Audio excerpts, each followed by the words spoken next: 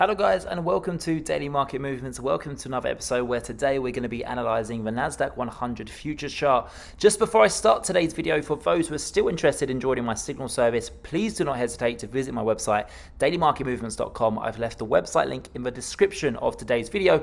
I charge a very small fee of $29.99. But to the NASDAQ 100, we had a very positive day yesterday, finishing up around 2% going into the closing bell. And, during today's trading session, we've pretty much given back all of those gains. And, I think this just continues to be the story and the highlight of 2022 so far. Any gains that we achieve here for the NASDAQ 100 are shortly wiped out by further losses. And, this is a pattern we've seen time after time. We've had some horrible selling off here. We then had a snap back towards the upside where we've actually found some gains, and then shortly afterwards we've gone straight back down, if not even lower, and then we've been met with some more gains, and eventually we've gone lower.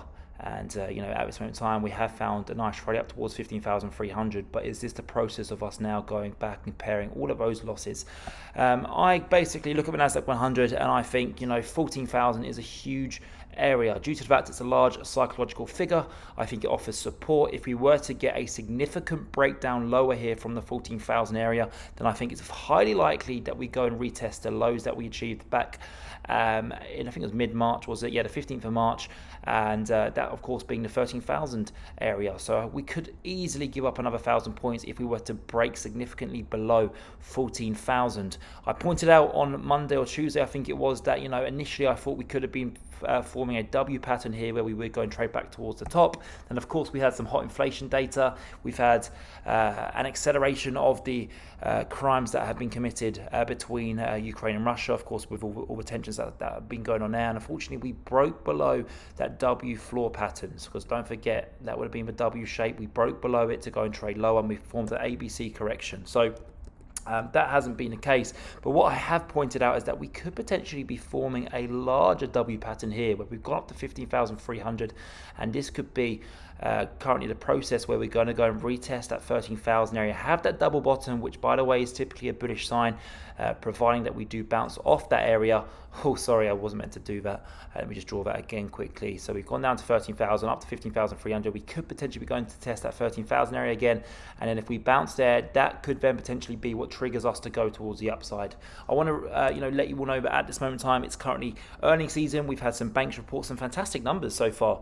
We've had the likes of Morgan Stanley that traded towards the upside. Goldman Sachs was positive. Citigroup was positive. I think JP Morgan yesterday traded towards the downside. I don't think that investors liked that reports as much as the others, but all in all, we're still seeing some positive trends when it comes to earnings. But next week is when we really get our hands dirty and we start to see some of the big tech numbers. And if the tech figures are good, and the lookout for Q3 is still potentially better than expected, then we could see a nice rally here for the NASDAQ 100, and we could even be forming a nice uptrend pattern here for the tech stocks.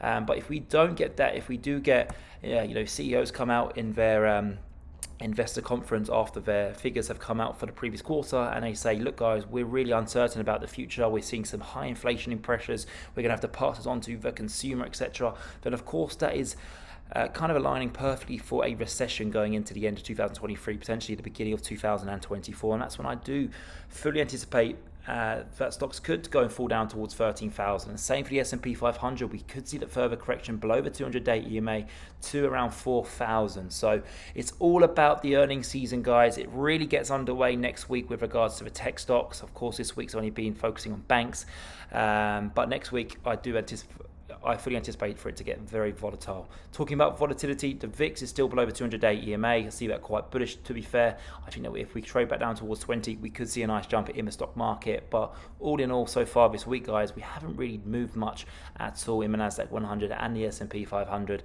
And I think going, especially going into next week, we will start to see that volatility, the break towards the upside or the downside.